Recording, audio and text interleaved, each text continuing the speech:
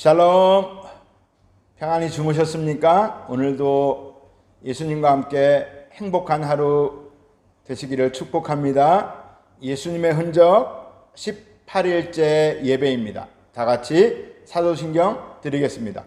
전능하사 천지를 만드신 하나님 아버지를 내가 믿사오며 그 외아들 우리 주 예수 그리스도를 믿사오니 이는 성령으로 잉태하사 동정녀 마리아에게 나시고 본디오 빌라도에게 고난을 받으사 십자가에 못 박혀 죽으시고 장사한 지 사흘 만에 죽은 자 가운데서 다시 살아나시며 하늘에 오르사 전능하신 하나님 우편에 앉아 계시다가 저리로서 산자와 죽은 자를 심판하러 오시리라.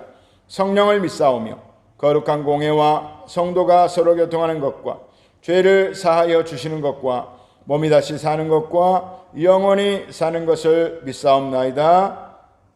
아멘. 요한복음 3장 31절에서 36절까지입니다. 위로부터 오시는 이는 만물 위에 계시고 땅에서 난 이는 땅에 속하여 땅에 속한 것을 말하느니라. 하늘로부터 오시는 이는 만물 위에 계시나니 그가 친히 보고 들은 것을 증언하되 그의 증언을 받는 자가 없도다. 그의 증언을 받는 자는 하나님이 참되시다는 것을 인쳤느니라. 하나님이 보내신 이는 하나님의 말씀을 하나니 이는 하나님이 성령을 한량없이 주심이니라.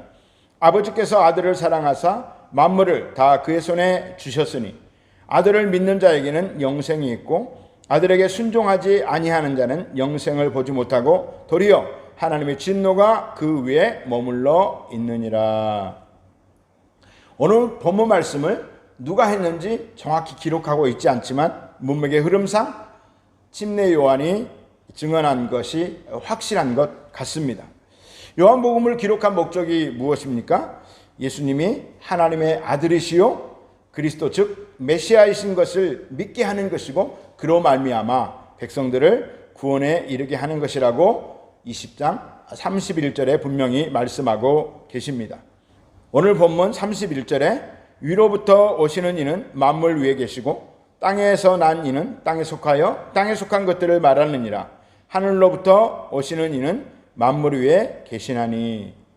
침례 요한은 예수님을 위로부터 오시는 이라고 말하고 자신은 땅에 속한 사람이라고 말하고 있습니다. 그리고 예수님은 만물 위에 계신다고 했는데 만물 위에 계신다라고 하는 것은 모든 사람과 만물을 창조하시고 만물을 다스리는 분이다 라는 뜻입니다. 32절에 그가 친히 보고 들은 것을 증언하되 그의 증언을 받는 자가 없도다. 그리고 예수님은 하나님께 직접 보고 들은 것을 증언하시는데 이 예수님의 말씀을 받아들이는 자가 없다고 말하고 있습니다. 33절에 그의 증언을 받는 자는 하나님이 참되시다는 것을 인쳤느니라. 조금 어려운 구절입니다. 세번역 성경으로 보니까 그의 증언을 받아들인 사람은 하나님의 참되심을 인정한 것이다. 이 말씀은 대상에 따라서 조금 다른 의미로 해석해 볼 수가 있습니다. 그 대상이 헬라인이나 로마인 등 이방인이라고 하면 예수님을 하나님의 아들로 세상을 구원할 메시아로 믿는 사람은 당연히 야훼 하나님이 다른 거짓 신들과 구별되는 참신이라고 하는 것을 인정하는 것이 된다는 뜻이 됩니다. 그러니까 예수님을 하나님의 아들로 인정한 사람은 하나님도 인정하게 되는 것이다. 그것을 증명하는 것이다 라는 뜻입니다. 반면에 그 대상이 유대인이라면 이 해석을 조금 신중하게 해야 될 필요가 있습니다.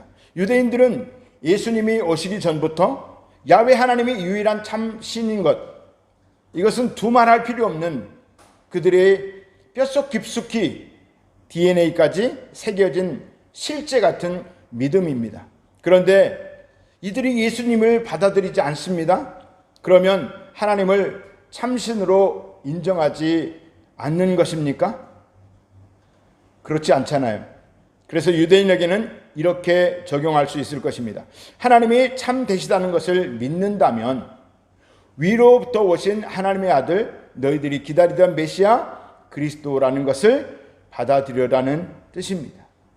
예수님이 곧 하나님의 아들이요 너희들이 기다리는 메시아라는 것을 믿어라. 왜 이렇게 침례 요한이 말하는 것입니까? 그들이 그토록 기다리던 구원자 메시아가 왔는데 그들의 영의 눈이 어두워서 보지 못하고 깨닫지 못하여서 영생을 얻지 못하기 때문입니다. 나사렛에서 나신 예수가 곧 너희들이 기다리던 메시아다. 너희들이 이분을 믿어야 멸망치 않고 구원을 받는다. 구약에서 여러 선지자가 말했던 메시아가 이분이다.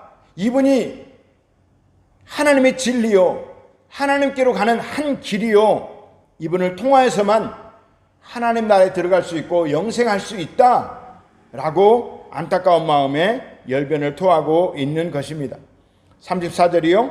하나님이 보내신 이는 하나님의 말씀을 하나니 이는 하나님이 성령을 한량없이 주심이니라.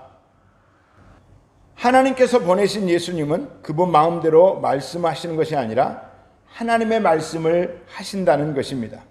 요한복음 14장에도 또 17장에도 예수님은 하나님의 말씀을 한다라고 말씀하고 계십니다. 요한복음 14장 24절 나를 사랑하지 아니하는 자는 내 말을 지키지 아니하나니 너희가 듣는 말은 내 말이 아니요 나를 보내신 아버지의 말씀이니라. 계속해서 요한복음 17장 14절이요 내가 아버지의 말씀을 그들에게 주었사오매 세상이 그들을 미워하였사오니 이는 내가 세상에 속하지 아니한 같이 그들도 세상에 속하지 아니함으로 인함이니이다. 하나님의 말씀을 그대로 하고 있다라고 예수님은 말씀을 하고 있습니다. 이것은 유대인에게서 굉장히 중요한 것이죠. 그 다음 후반부에 이는 하나님이 성령을 한량없이 주심이니라. 우리가 받는 성령 충만과는 조금 다른 의미입니다. 삼위일체 하나님 중에 3위, 1위 하나님, 성부 하나님, 2위 성자 예수님, 3위 성령 하나님. 1, 2, 3위에서 요즘 이제 도쿄올림픽이 곧 개막하는데 금메달, 은메달, 동메달 순위를 정하는 게 아닙니다. 그냥 순서를 놓고 나중을 정하는 게 아니라 편의상 1위, 2위, 3위로 그분의 위격이라고 합니다. 나중에 삼위일체를 다룰 때 자세히 말씀드리겠습니다. 그 동일하신 하나님, 본질이 동일하신 동등하신 하나님께서 1위, 2위, 3위로 계시는데 3위의 하나님이신 성령님이 2위의 하나님이신 예수님과 함께 하신다는 뜻입니다. 여러분 성령으로 충만하다고 할 때 가장 충만한 것은 어떤 것입니까? 성령님과 완전히 하나 되는 것입니다. 인간으로서는 불가능합니다. 잠시 성령님께 완전히 사로잡힐 수 있지만 그것으로도 완전히 성령 충만하다라고 말할 수 없습니다. 그러나 예수님과 하나님은 완전히 동일하신 분으로서 언제나 함께 하시는 성령을 한량없이 부어주셨다. 곧 그분들은 함께 계셨다라는 것입니다. 오늘 이 말씀 본문에는 2위, 3위의 하나님이 함께 계셨다 뿐만 아니라 1위 하나님, 성부 하나님까지도 함께 계시는 모습을 볼 수가 있습니다. 삼위일체 하나님을 정확하게 설명하는 구절이라고 하기는 그렇지만 어쨌든 삼위의 하나님이 함께 하심을 엿볼 수 있는 구절인 것입니다. 이 본문과는 조금 다른 의미이지만 우리에게도 성령님께서 한량없는 충만함으로 함께 하시기를 간절히 소망합니다. 성령님 아니어서 예수님이 어떻게 하나님인 것을 믿을 수 있겠습니까? 그리고 하나님의 말씀하시는 것을 어찌 우리가 깨달을 수 있겠습니까? 우리 모두 성령 충만하여 복음의 진리를 잘 깨닫고 복음에 흠뻑 젖어 오직 예수님만을 위해 사는 은혜가 충만하시기를 축복합니다. 35절 36절이요 아버지께서 아들을 사랑하사 만물을 다 그의 손에 주셨으니 아들을 믿는 자에게는 영생이 있고 아들에게 순종하지 아니하는 자는 영생을 보지 못하고 도리어 하나님의 진노가 그 위에 머물러 있느니라. 언뜻 생각하기에 이 말씀은 하나님께서 예수님에게 정말 어마어마한 특권을 주시고 또 엄청난 사랑을 베푸시는 것 같습니다. 그런데 만물의 소유자 예수님은 바울도 자신을 그렇게 표현했죠. 만물의 찌꺼기 같이 되었다고. 만물의 찌꺼기 같이 되셔서 만물을 위해 희생하셨습니다. 한마디로 죽어있는 모든 만물을 살려내라고 하나님께서는 특권이 아니라 특명을 내리신 것입니다. 그리고 하나님께서 아들을 사랑하사라고 말씀하셨는데 예수님이 어떻게 되셨습니까? 십자가에서 가장 비참하게 고통스럽게 죽으셨습니다. 이것이 사랑입니까? 이해할 수 없습니다. 우리가 어찌 이것을 이해합니까? 하나님과 예수님은 사랑을 주고받는 사이가 아니십니다. 그분들 자체가 사랑이시고 그분들은 항상 사랑 안에 함께이십니다. 오히려 이 말씀의 숨은 뜻은 이럴 것입니다. 35절을 이렇게 바꾸어 볼 수 있겠습니다.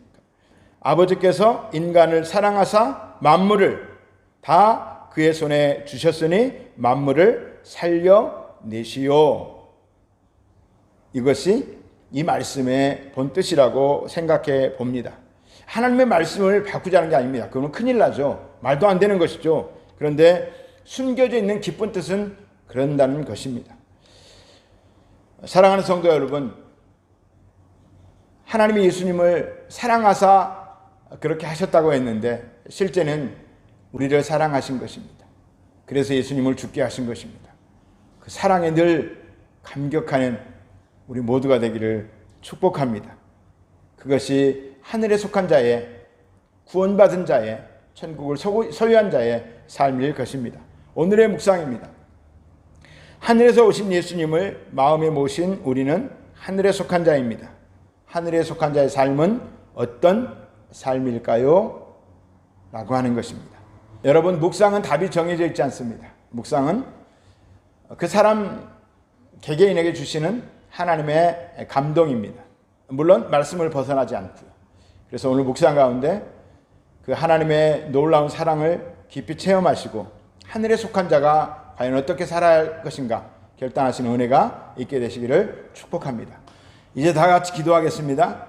교회와 우리 성도님들을 위해 기도하시고 여러분 각자 자신의 문제를 위해 기도하시고 또 끝까지 잘 이겨서 코비드에 감염되지 않고 잘 이겨내고 그리고 코비드를 소멸하여 주옵소서.